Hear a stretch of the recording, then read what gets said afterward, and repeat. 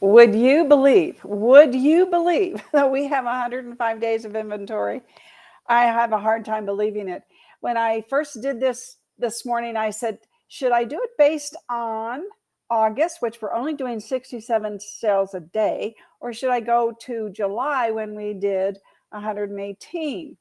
So I ended up going into the LVR stats that Applied Analysis did, and they were predicting 3+ months. And so I said, okay, I'm going to use the way they do it. So we have 105 days, and that's based on July, where we only sold 88 homes a day. Last July, right? Last July, we were selling 143 homes a day. Quite a difference, everybody. And I'm sure it's affecting everybody's pocketbook. So we got to stick together here and get a plan. I have to tell you that the 470 median price is still hanging in there. It dipped down a little bit at the first of the month and then went back up to 470. So we have 46 homes that we just listed in that price range. And that's total now of 2,757 homes in the median price range of 470,000. And that's 38% of the market. And that's a big chunk of the market when you look at the market being as many homes as we have, 7,287. I can't believe it. Honestly, everybody, I know I've been in this business a long time and I should believe it, but from where we've been to where we are, it's amazing. And the other notable thing that always amazes me is how many $1 million homes are selling. This number hasn't deviated all year.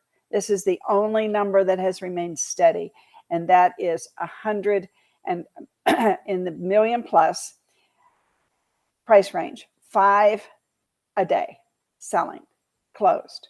Unbelievable. Just investors are down there still doing their little 37 homes a day in that range. That's about 30% of our market.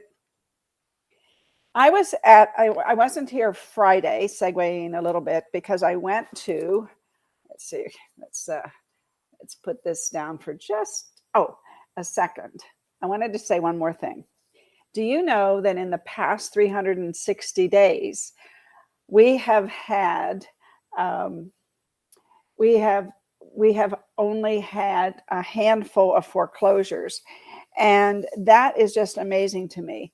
Right now, we have 34 single-family homes in foreclosure, and I think based on what we had for the year, that's amazing. So anyway, in the last 360 days, I think we had like 70. So anyway, amazing numbers. Don't forget to look for foreclosures if you have investors and or people that want to do fixer-uppers. So just, and you can do that. Okay, let me put this down for now. And I just want to show you this, the Train the Trainer. And it was a full day class with, the best. Linda Reinberger was there. Melvin was the MC. Lee Barrett was there. Norma Jean Opek was there. Kane came with me. Jimmy Daig was there. The Brinkus team was there. It was just a great, and I know I'm missing, Bobby Miracle was there.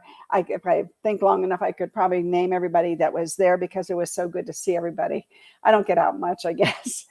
Anyway, these are people that, trainers that also give themselves to the board to teach other people's classes. That is really not easy. That is not an easy thing to do, is to somebody hand you, here, teach my class for me. Oh my gosh. Of course you have to prepare, but still, with all the other things that these brokers do, it's amazing that they give their time to do that too. I don't know if I can do that just because, I've got our training center, and JC Melvin was so kind and to continue to say that Kane and Ruth and Jimmy, do a fantastic job at their Be Savvy Agent Formula Training Center. So I was really kind of touched by that.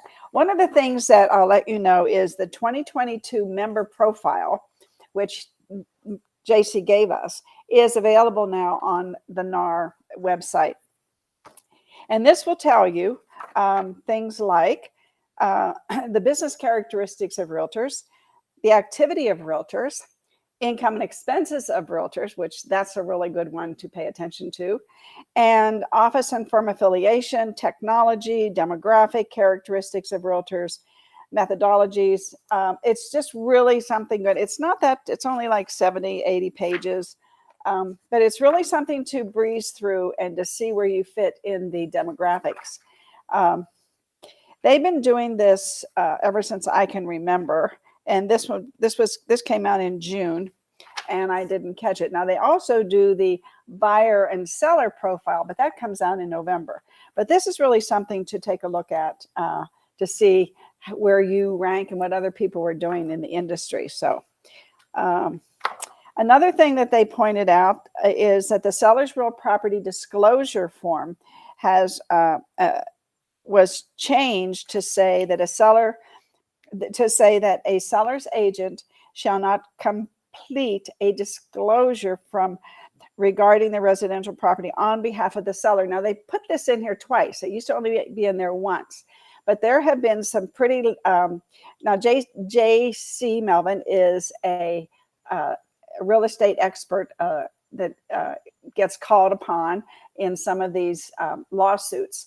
And a lot of the lawsuits are because of the SRPD, because when the buyer moved in, the roof leaked, or they had a flood or something like that wasn't disclosed. And so it's very, very important that you don't touch this. And if you have an inspection, here's one of the things that we talked about. If you have an inspection and there's a problem, let's say with the roof. So the current buyer says, no, I'm not going to buy the house. Your seller has to amend the SRPD. You can't write it for him. He has to do it himself and sign it. And there is if you know, there is an amendment section to the SRPD. Or he can go back and redo it. But I recommend that you do, well, you can see this, but here's the page 2 of 5, and it's page 3 of 5. And that's where you can give any explanation you want. So I would say, as a result of an inspection, or I would ask my seller to say, and you cannot write this for them. I have to tell you that 10 times because we all think, oh, we'll help our seller. No. You're not helping your seller. You need to let them write it, and they can even say attached is the recent inspection, so that when you give the SRPD to the next buyer's agent, they have the full picture and you haven't touched it. I know maybe JC said like somebody was out of the country and they needed to update the SRPD, and the agent said, I can't do it. And so through email and finally they got it handled. But even if it comes to the point where your seller's really totally unavailable, you can put in the remarks that that the SRPD needs to be amended, something like that, to protect yourself, because at the end of the day, you don't want to lose. And they will take your license away. This is probably one of the most critical documents is your SRPD. Anyway, it was a great day, and one of the things that we talked about was telling stories.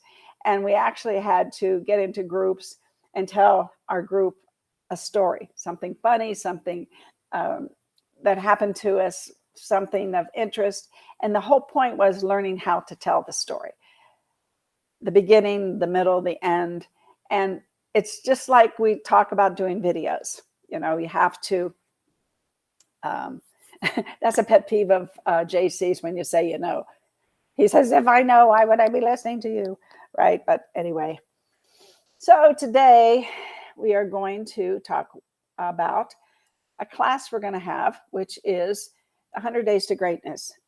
This class is amazing for people who maybe feel they need to recharge their systems. Maybe they've lost an assistant, or maybe they're going to get an assistant, or maybe they just need to up their game. They need to make more money. They realize the market's going to be tougher now.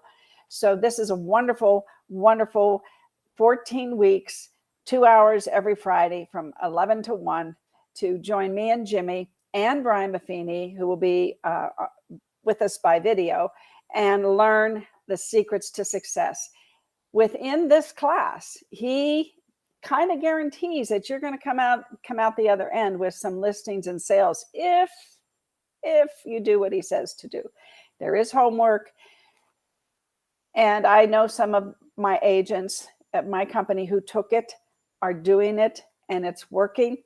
The only problem is with this shifting market is it's going to take time, but you got to do it. Time comes around, right? You want to eat next year, so you got to start putting things in place this year so that you can.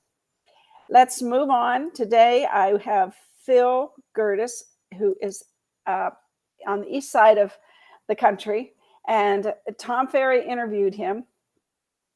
I'm going to download the transcript for you after the show, because you can go back and refer to it and enjoy listening to it without taking notes while you listen to it, because there's some really great, effective ways to communicate with your sphere of influence, with your database, with new people that you meet. So let me get started here. Got to turn myself off so we don't have echo.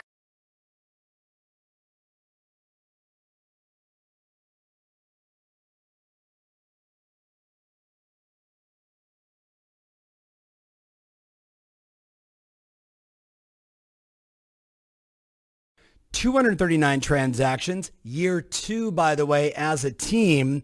This year, the Baltimore, Maryland market is off 30% year over year on transactions.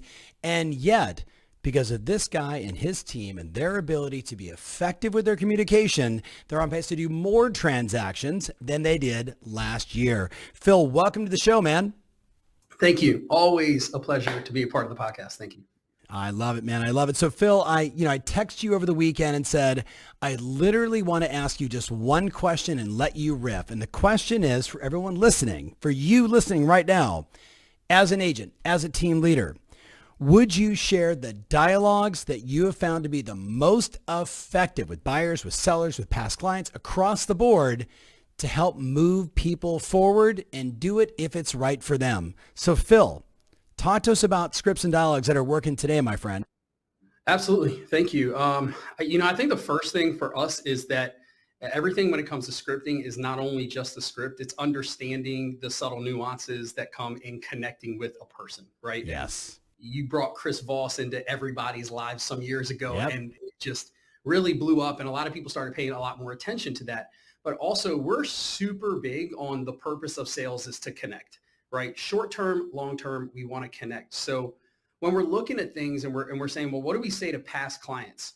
Well, if we're going to connect, then we can't just hit you with a blank script. We have to give you a script, but then really give you the rebuttals, right? Or the shifts and the changes that happen based on who we're talking to and what they're saying to us. So I put some stuff together when it comes to past clients that, for me, it's working well, for our teams working well. And I know that I've heard you say this, I've heard Jason say this, but instead of the CMA, which we've paid a lot of attention to, especially this year with the equity growth that we've seen, we've paid a lot of attention to getting people true CMAs, but we're shifting it. It's, hey, why don't I get you an equity review? Why don't we have a look at your property and really determine how much equity you've been able to gain? Because over the course of the past 2 years, most people don't realize, but in the United States, people are gaining anywhere from $50,000 to $60,000 in equity year over year, and they don't even know it's there. So maybe you're thinking in 2 or 3 years, I'm going to sell. But before we worry and wait for what the market's going to do, let's see where you are today so that we can plan the long-term or short-term path to help you get where you want to go. I love it. I love the home equity review has been a game changer amongst our entire ecosystem. It is, everyone talks about deliver value, deliver value, deliver value. Well, CMA is valuable, but a home equity review, a thoughtful, let me show you where the market is today. Let me show you what everyone else is forecasting for the next 2, 3, 4, 5 years. And most importantly, let's talk about your equity position today.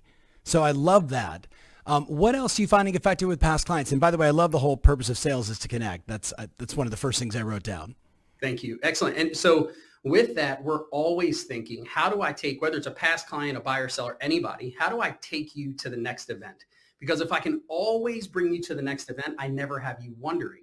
So even with an equity review, it's, okay, so after you receive this, let's schedule a time to meet in person or do a video call or whatever the case is to where we can get you to the next event.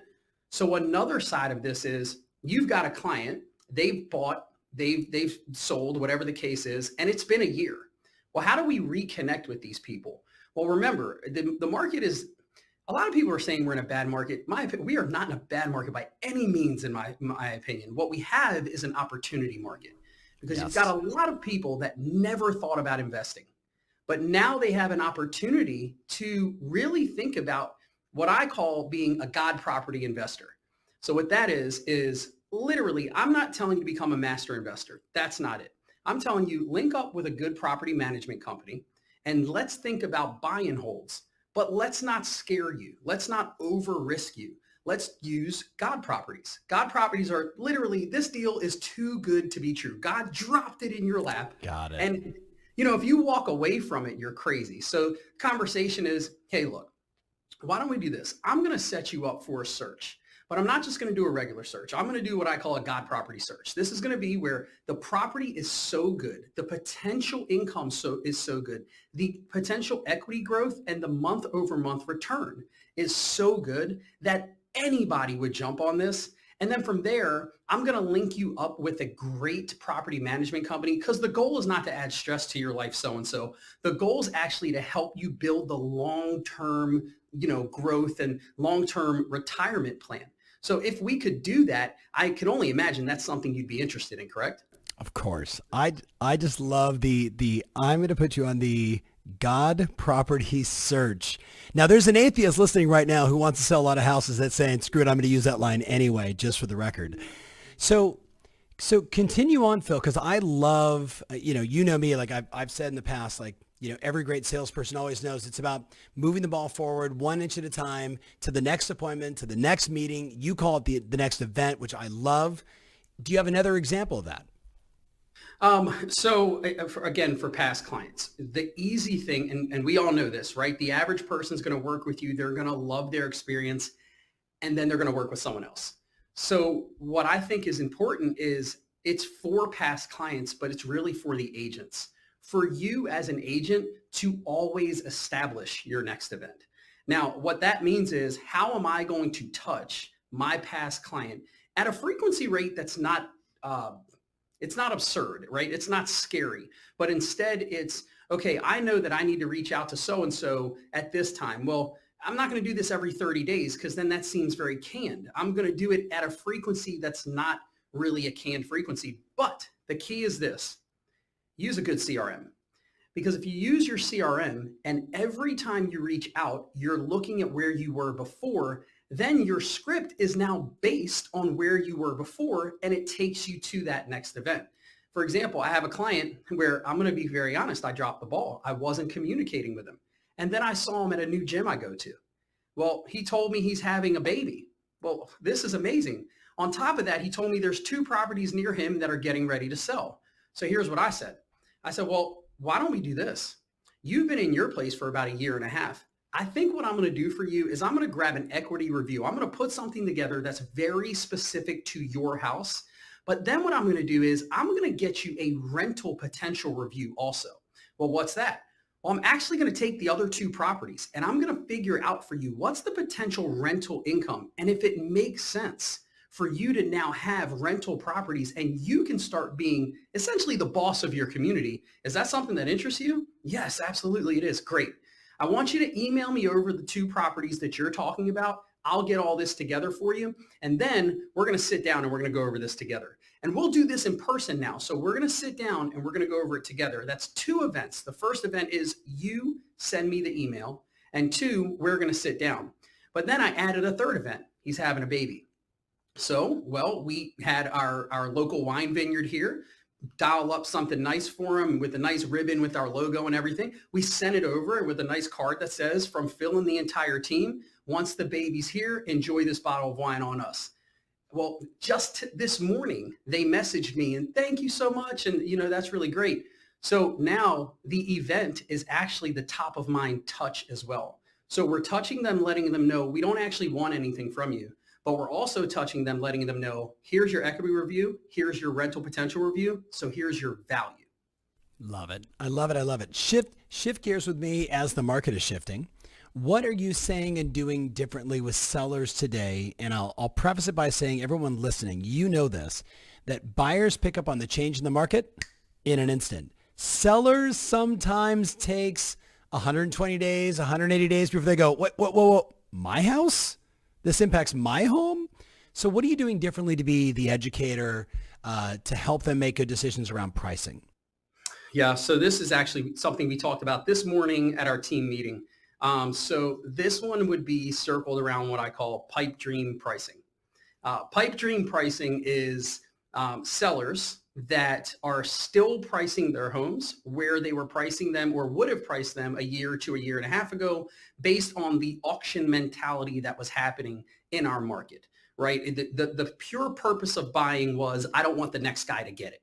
So everyone was paying more and more and more. So pipe dream pricing is something that, in my opinion, honestly, again, this is not actually the seller's fault.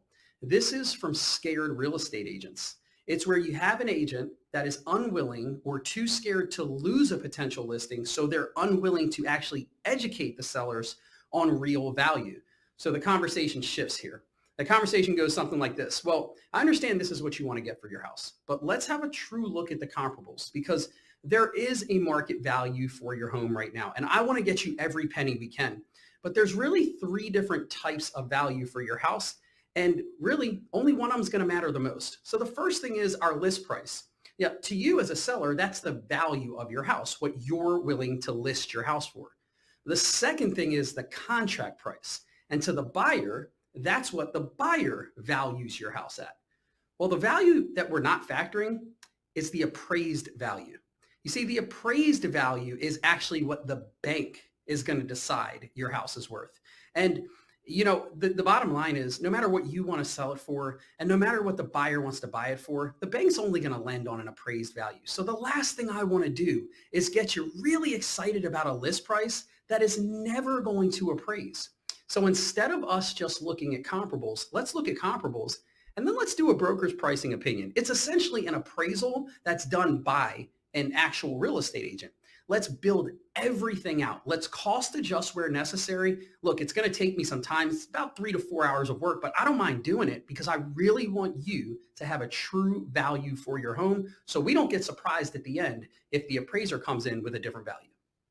First of all, that was there was like 5 mic drops in the middle of all that. And I know everyone, the person listening right now, you're taking notes as I am. You got old market auction mentality. I don't want the next person to get it. All those lines around pipe dream pricing, I love. And then I love the 3 distinctions of list price, contract price, and then appraisal price. Like, that's a great distinction. Okay, Phil, for sake of time, that was awesome. What about buyers? What are you doing differently now with buyers that are, they're struggling because of higher interest rates, feeling the squeeze on their purchase ability, purchase price specifically? So how are you framing it, or you and your team framing it with a buyer to be effective in this market?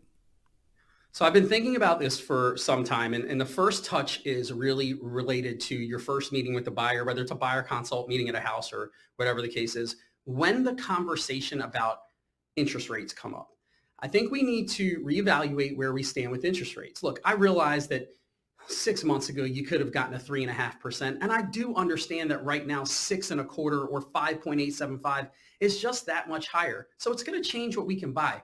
But before we question whether we should buy or not, I think the thing to remember is most people are paying 7% on their car.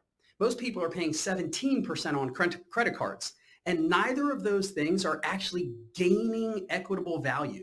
So yeah, you're going to have a little bit of a higher rate right now. But look, when rates go down, you'll drop your interest rate, you'll drop your payments by refinancing, but you won't drop your equity. And that's the key. So we're going to pay someone right now anyway. Let's pay into future equity growth as opposed to spending money on things that aren't going to help you in the future. But here's the other thing I want you to know, Mr. or Mrs. Buyer. You're not the only person that's going to fall in love. In fact, I guarantee you, Jim, when you met Sally, other guys were in love with Sally too. She picked you. So here's what I want you to know. We're going to go out and we're going to look at some houses. Now, a lot of people are going to tell you, don't buy the first one. I'm not that guy. I'm actually going to tell you, when you have found the dream, don't let her go. Jim, what if you would have let Sally go? What would you have done? Yeah. And here's the other thing. It's really important for you to know that deciding to buy a house is not the same as what you'll buy a house for. So let's do this. Instead of saying, how much can I save? Let's look at potential equity growth. And then let's ask ourselves this very important question. If 30 days from now you saw that house settle for X price, what would you kick yourself for that you didn't spend it? And look, I want you to know I'm this guy. There was a beautiful waterfront house in my neighborhood that I put a bid on. I could have bid higher. And honestly, if I would have bid higher, I would have got the house. Well, I have a beautiful house. I bought a different house because I lost that one. But I have to drive by that house almost every day. And every time I see it, I kick myself that I didn't buy that house. Don't be me. You don't want this feeling. I love that. I love that. Phil, there were so many great moments in this. We try and keep these this particular show really short, but there is literally, I have 2 pages of notes in front of me with some brilliant lines. I'm going to see you in a couple weeks. For the people that are not following Phil Gerdes, follow him. It's at Phil Gerdes, Gerdes on Instagram and on TikTok, where he is absolutely blowing up. He's got a bunch of content, a bunch of great shows. Phil, I appreciate you always, man. Thank you so much.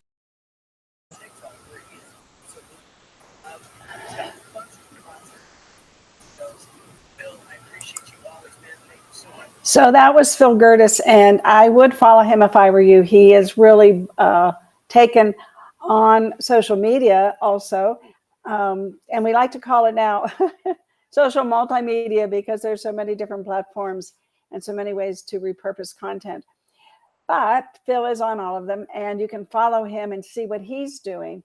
Obviously, you can tell he is very good at what he does. He has come up with the equity review, which I really, really like. I actually used that this weekend. And somebody said, oh, I've never heard of an equity review. So they were kind of impressed, I have to say. So you can use listen to it a couple times. I did post the transcript. So if you want to read through it and highlight some things in there, it's a PDF, just download it. It's all for you. And I also posted a little video that you might want to use. Now, what you can do is you can actually video the video. So the video is not in vertical form.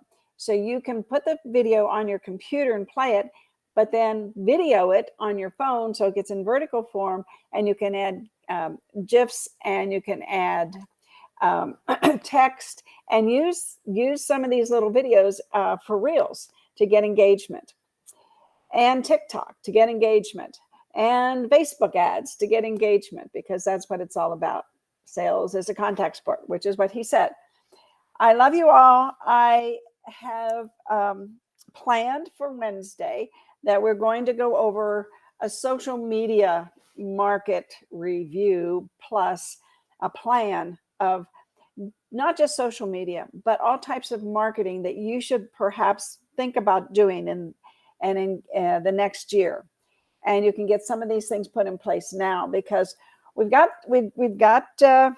making as many sales. So we have got to get on our game when it comes to marketing. So Wednesday, we're going to talk about marketing and print marketing, social media marketing, database marketing, email marketing, all those different topics about marketing. And really, you have to do more than one. I hope you enjoyed today's show. Don't forget to sign up for Buffini. Trust me, you won't regret it. And you'll get to see me and Jimmy every Friday for 2 hours. Now, what I've been thinking about doing, and I did mention this in class the other day that we had, I guess that was Thursday, we had an agency class. I did mention that I'm seriously considering if I can get participation for quarter till 10 to 11 to have a social media mastermind group before Buffini. And I think that we used to have a mastermind group. The mastermind group would have questions yes, we call mastermind, but we were people with questions. And so Kane and I, we would pull up on the screen. Okay, here's how you do this. Here's how you do the reel. Here's how you add the text to it, or whatever your issue is, to get you comfortable to do more social media and to repurpose what, if you're an Agent Formula member, to repurpose a lot of the content that you already have. Anyway, we're thinking about that. We will be polling people as people sign up to see if they'd be interested. You don't have to take Buffini to come to the social media class. It's going to start at 9:45 and run to 11. Then we have to cut it off because Buffini starts at 11. Anyway, we look forward to starting our mastermind up again. I know Linda Eden took part, Tom Chesky.